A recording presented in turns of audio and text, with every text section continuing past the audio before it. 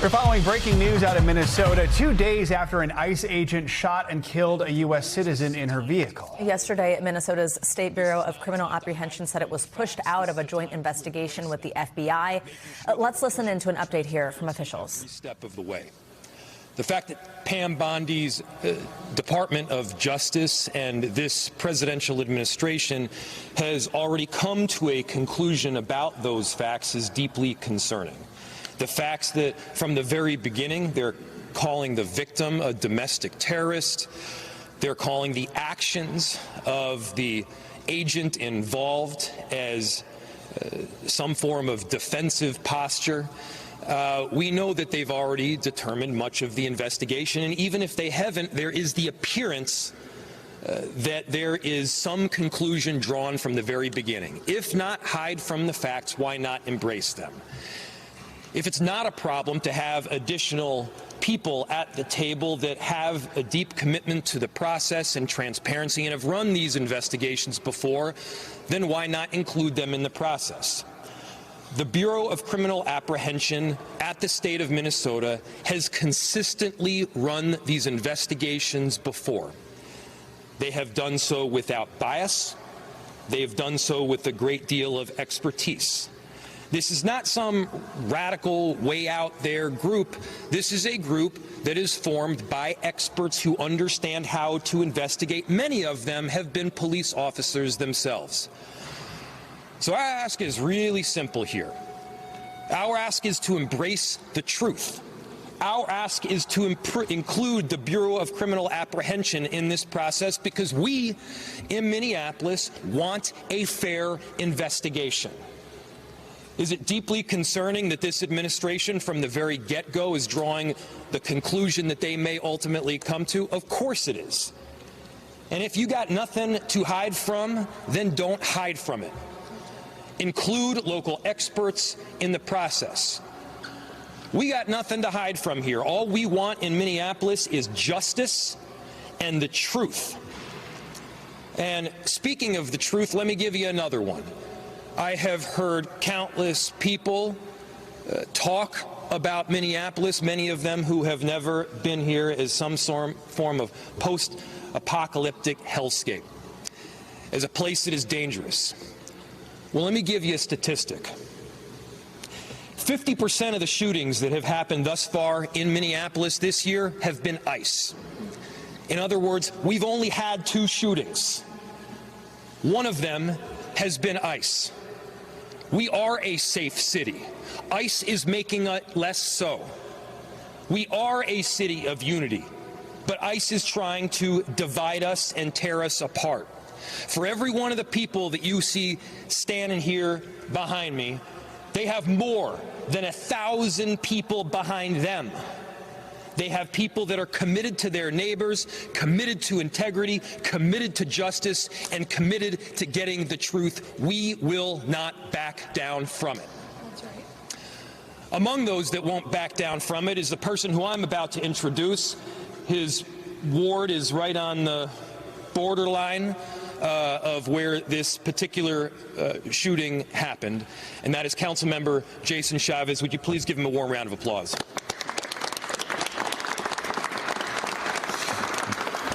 Good morning. My name is Jason Chavez, and I have the privilege of representing Ward 9 on the Minneapolis City Council, where ICE murdered Renee Good.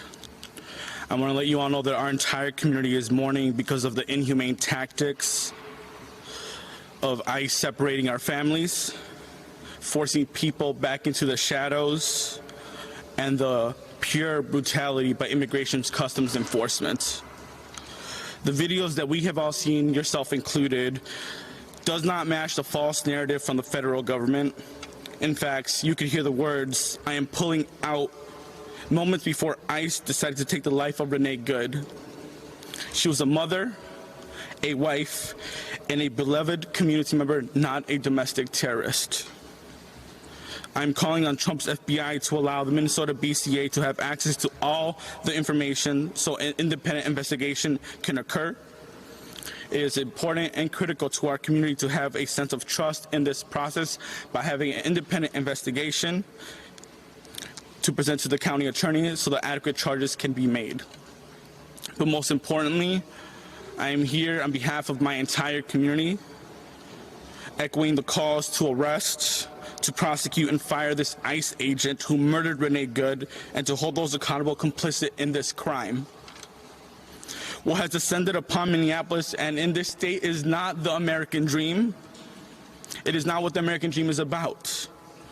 Our immigrant neighbors are here to work. They're here to provide for their family and to achieve prosperity. Instead, what we are seeing in Minneapolis and across the state is ICE kidnapping our family, following folks driving to work and kidnapping them, following people as they're heading to school or to the daycare, picking up our immigrant neighbors from bus stops. While neighbors are struggling to afford groceries, they're picking them there as well. I've personally been on the streets since this first happened, and I've seen too many ICE agents kidnap our neighbors from their cars. And to that, we're always going to condemn it. And as we continue to ask for justice for Renee Good, we're going to ask our community members to stay on alert. As a proud son of Mexican immigrants, I ask Minneapolis and Minnesota to rise up, to do everything in their power to defend our immigrant neighbors, to continue to observe the illegal actions by ICE, to blow your whistle when you see immigration enforcement in your neighborhood, to get trained on rapid response so you can educate your neighbors on what is happening on your block, to provide rides to your immigrant neighbors who need to go to work, who need to get groceries, who need to see their children come back home safely, to help your immigrant neighbors move their cars during snow emergencies, because what we are seeing is many of our immigrant neighbors being picked up simply by moving their cars. To help your neighbors take out the trash, because there are many reports of neighbors being kidnapped while they are taking their trash out. To support our immigrant-owned businesses, to drop off groceries to our children, mothers, fathers, our community members that are starving, and to let know that ICE is not welcome in this city and in this state. And lastly, we're here to demand justice for Renee Good.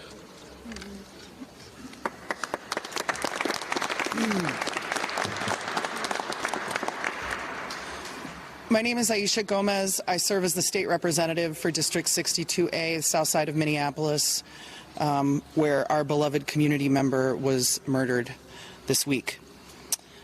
I'm so grateful to Councilmember Chavez for explaining this moment to us and calling on us as a community into this struggle that our neighbors are facing. With respect to the investigation into this shooting, there's really only one question in front of us. Are we going to design a process that's legitimate or not? In 2020, the state legislature created the Force Investigations Unit after the murder of George Floyd, which happened right around the corner, 7 or 8 blocks away from where Renee Good was murdered. This unit was established after a long process of looking into what are the best practices when there is an officer-involved shooting. We learned a lot about this in 2020 in Minneapolis, unfortunately. One of the things that we learned is that if you actually are interested in public safety, if you actually are interested in the legitimacy of a law enforcement force in your community, then you must be invested in accountability, in transparency, and in fair investigations when bad things happen. That's right. And so that's the question in front of us. Do we want a legitimate investigation that pulls in the professionals of the Minnesota Bureau of Criminal Apprehension, who are trained to do this, who have done this over and over, who have the kind of local connections and local legitimacy that the FBI could just never have because they don't have that kind of presence here? Or are we going to have a discredited farce of an investigation? And so as a group of elected representatives who are deeply invested in the safety of our community and thus in the legitimacy of these processes, we call on the FBI to share the evidence with the Force Investigations Unit at the BCA and have this be a legitimate and trusted investigation. Thank you.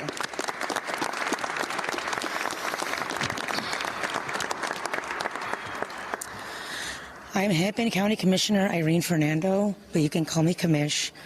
I use she, her pronouns, and I'm a very, very proud child of immigrants. I'm the youngest woman to ever serve on the Hennepin County Board. I'm the first Filipino American elected in the state, and I'm Hennepin's first board chair of color in our 174-year history. My heart is grieving for Renee and her family. This is an unimaginable and preventable loss. I honor Renee's humanity and life, and I acknowledge the deep pain felt by her loved ones and neighbors. The taxpayer-funded actions and harm we are experiencing right now are inhumane, unlawful, and unconstitutional.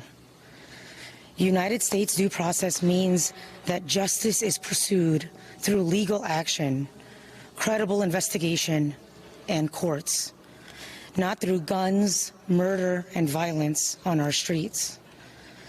There's jarring footage that show ICE agents stage at elementary school bus stops and going door to door.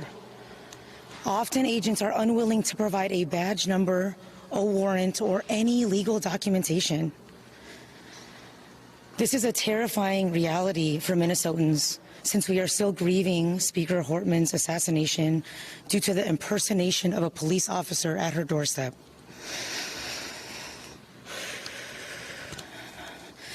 Our community has experienced a national spotlight with law enforcement shootings, which required significant change and reform on how such cases are examined, investigated, and communicated to the public.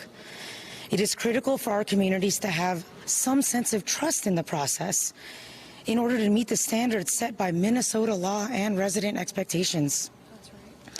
This is why we're calling on the federal government to cooperate with a joint or independent investigation conducted by the Minnesota Bureau of Criminal Apprehension.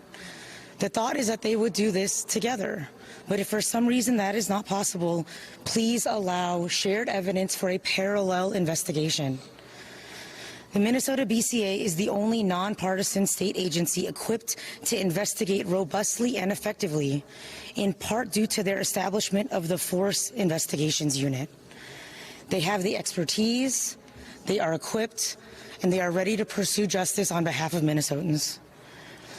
Alongside their own investigation, the BCA, alongside the federal investigation, the BCA can and should conduct this parallel process, which means full access to the information, evidence, and case file. Because in Minnesota, we expect that investigations are completed by the BCA to then get reviewed by the county attorney to determine if the use of force was appropriate or not. We have a process here to review force. We have full trust in this process and in the county attorney to do the objective review needed based on the facts and Minnesota law. The idea that our federal government would not fully cooperate with the BCA in an investigation creates even more mistrust among our community members because we know federal investigations are very rarely released to the public.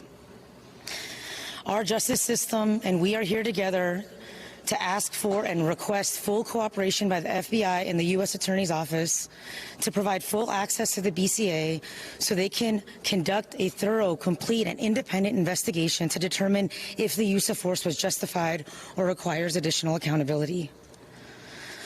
Last and certainly not least, just directly to residents, our neighbors, our friends, our family members, our coworkers, our kids. I am very, very proud of our unrelenting courage, compassionate caregiving, and a fierce resilience towards justice. It feels very hopeful and very fearful, but together we can and must resist the urge to give in to the numbness that comes from this type of attention. Because numbing our pain might also numb our shared humanity. And it is only through the collective wisdom in our bodies and ancestral storylines that we will get through to the other side of this. Together, we come from powerful, loving, and resourceful stories. Our cultures and ancestors have found ways to construct creativity from pain, joy from fear, and hope from oppression, and we will do so again today. Ultimately, I do believe that our shared humanity and love for one another will prevail, but that only occurs when we all rise with one another. Leading with integrity, caring for one another with dignity, and fighting for our shared humanity without apology. I and we remain in this fight with you, speaking our truths and leading towards accountability and justice. Thank you.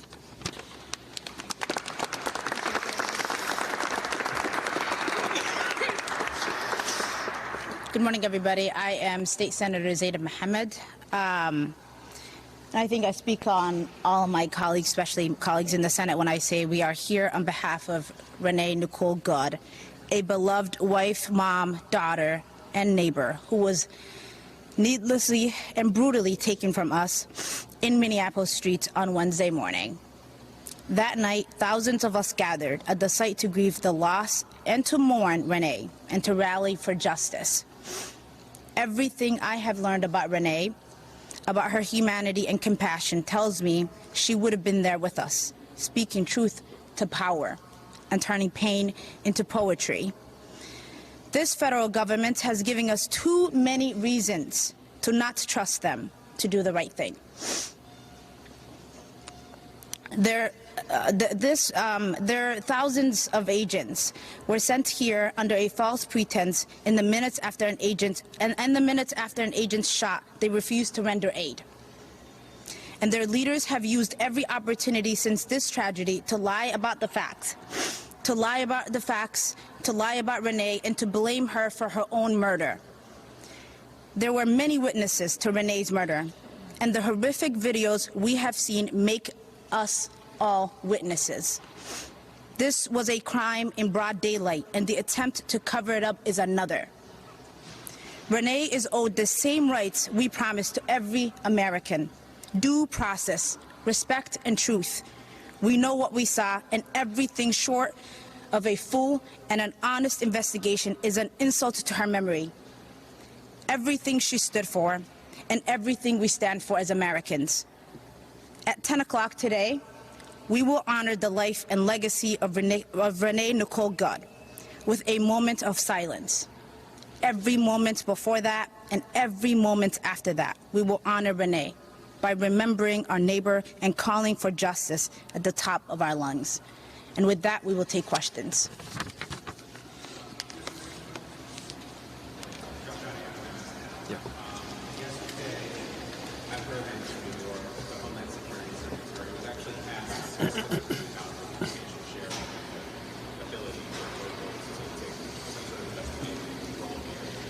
Her answer was basically, well, they refused to investigate illegal immigration, so why should we investigate that? I guess I'm wondering, if that continues to be the answer to public pressure, are there legal remedies at the city, state, county attorney level that would allow an investigation? Right. So the question stemmed from an answer from a press conference that happened in New York City just yesterday, where it was asked, what is the general process for doing this? Are there legal remedies that are available at the city, county, state level, et cetera, where we would have the ability to move forward with either some form of investigation or prosecution? First, there is some precedent that is important here. There have been instances in the past where there was some form of shooting or an officer-involved killing that took place by federal agents or U.S. Marshals or beyond that did have local and state entities in control. By the way, we're not even talking just about full control here. We're talking about being at the table. We're talking about an investigation that includes the Bureau of Criminal Apprehension. And for those that may say that we have a predetermined outcome, we are not the ones that are conducting the investigation. The investigation would be conducted by the Bureau of Criminal Apprehension. They are well equipped to do it. They have a long track record of doing thorough investigations and, by the way, coming to results that both saw culpability and a lack thereof. As far as the legal mechanism to do so, I'm not going to jump the gun here and give you a mechanism to prosecute through the county or the state before we actually know what that legal remedy looks like. But I can assure you there is potential there that is available. Go here and then.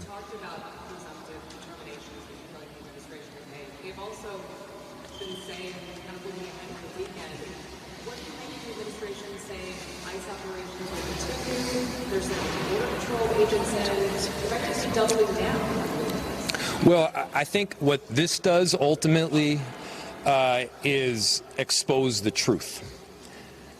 What did they say when they came in here? What has this administration stated as their reason for coming into cities around the country? The reason that they've stated, safety, driving down crime. Well, let our statistics speak for the trajectory. They are clearly driving crime up. Up until last night, we hadn't had any shootings in this city other than ICE. Our city is safe. Our city is welcoming. They are making it less so. And so it is a massive issue that they continue to exert their presence in Minneapolis and beyond. By the way, it's not just our city that is feeling the impact. I know that there are a number of legislators behind me that can speak to that. This administration has also said that they're very pro-business. That's also garbage. I don't have a specific statistic other than anecdotal evidence to point to, but they have had a massive and detrimental impact on a number of corridors throughout our city, including like 80% reductions in customer base along East Lake Street and many other corridors throughout the city. And so bad for business, bad for safety, bad for unity, bad for democracy, and bad for this republic. We want them out. Let's go over here and then go over there. If there is no full independent investigation of this shooting, what would the effect be? So the question is, if there's no full independent investigation of this shooting, what will the effect be? I mean, I think it further undermines trust in government. You know, the quickest way that you erode trust in government is to refuse to enforce and hold accountable people on laws that you pass.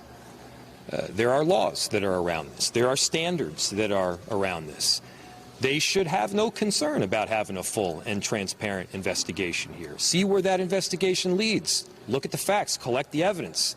And the fact that they are for some reason concerned about having other, by the way, police involved, other law enforcement involved through the BCA, that is wildly concerning.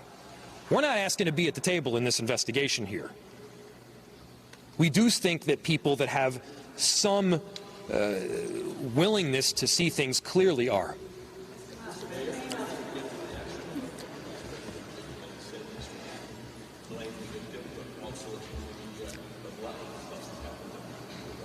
Well, I think we got to get to a point here where we're not trusting everything that they're saying, and I think you guys they're there at this point. I mean, I think he also asserted that because you work at the federal government that you somehow have absolute immunity from committing crimes.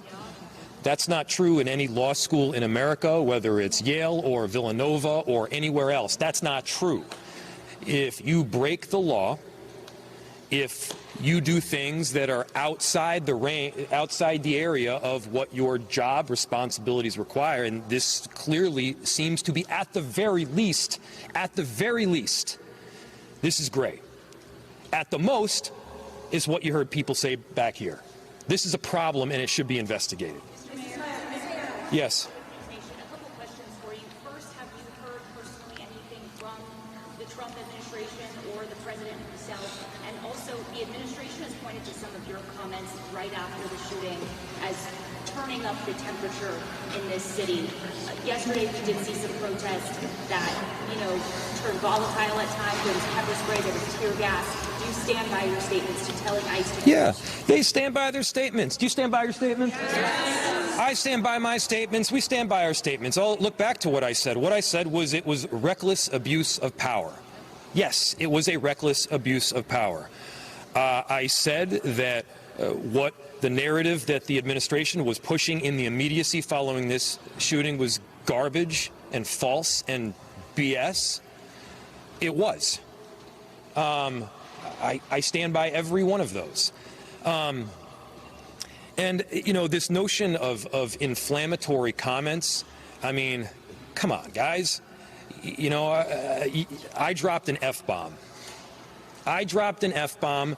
They killed somebody. Which one of those is more inflammatory? I'm going with the killing somebody. I'm going to do a couple more, and then I'm sure there's some other people behind me too. Yeah.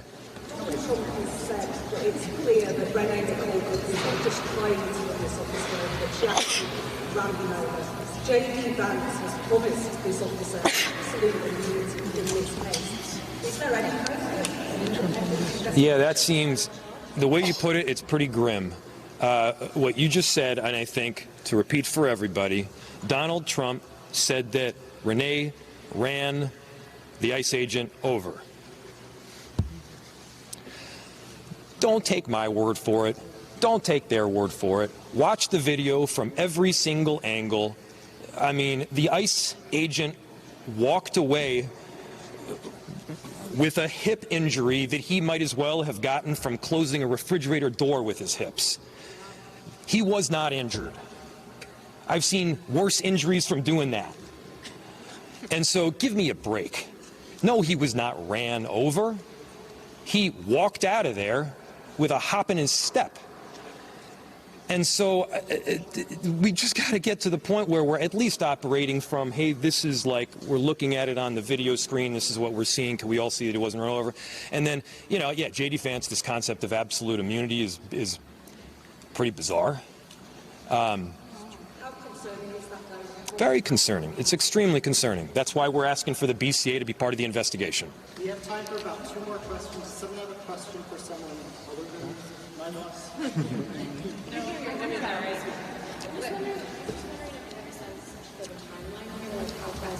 Is there a point in which the state loses access to We did. Do you want to answer that?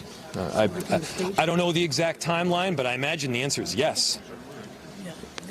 Go for it. Jamie Long, State Representative, Minneapolis Representative. There have been instances in the past where the FBI has shared information weeks after or even months after. It would be much better if the Bureau of Criminal Apprehension were able to be involved right now. There is time-sensitive evidence. There are memory lapses that happen if you aren't able to interview witnesses right away. And so they were invited by the FBI to participate in the investigation jointly originally. And then for some reason they decided to walk away. We are asking for their full participation as the FBI intended originally. They were clearly told by somebody that they couldn't participate anymore. And when you have the President of the United States, the Vice President, the FBI Director of Homeland Security already coming to conclusions, and then they are told on the ground that they can no longer be involved with local investigators, that causes a lot of concern. And to us, time is important, but they should be involved in the investigation at any time that they're allowed to be.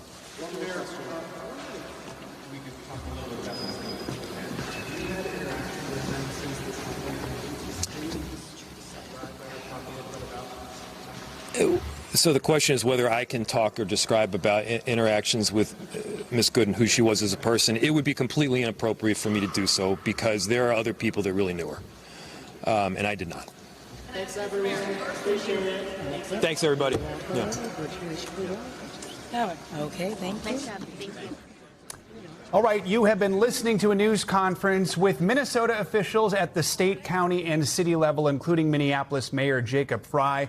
Their main message here urging the Department of Justice to reverse its decision to allow a joint investigation into Wednesday's fatal ICE shooting, to allow Minnesota's Bureau of Criminal Apprehension to be at the table. Mayor Frey saying the BCA has consistently run investigations like this before. There's a precedent for it in the past, and that it's not a, quote, radical way out there group. Just a few days ago, just yesterday actually, Homeland Security Secretary Kristi Noem was asked about this very issue. She said that Minnesota is a train wreck right now, and she says that Minnesota has no jurisdiction when it comes to this investigation. We also have an update for you out of Portland, Oregon. The Department of Homeland Security just released images that we're about to show you on your screen. It shows two of the individuals right here. These are the two who were shot and injured by a border agent while in their vehicle yesterday afternoon. In a post to X, the department identified them as, quote, criminal illegal aliens from Venezuela, adding that the driver who was there is suspected member of Tren de Aragua gang, and that the passenger is associated with the gang. They included further details about each of them, but it's not clear where those details came from. The Trump administration says yesterday's shooting happened during a traffic stop, with a Border Patrol agent firing in self-defense as a driver accelerated toward him. Local police have said they can't verify those claims because they responded after the incident occurred. This has sparked some outrage across the city of Portland, with protesters taking to the streets outside the Immigration and Customs Enforcement building overnight. This incident, like the one in Minnesota, is still under investigation. We will have much more right here on News Now. Be sure to stay with us. We'll bring you the very latest on each of these breaking stories throughout the day. The news continues right now. We thank you for watching, and remember, stay updated on breaking news and top stories on the NBC News app, or watch live on our YouTube channel.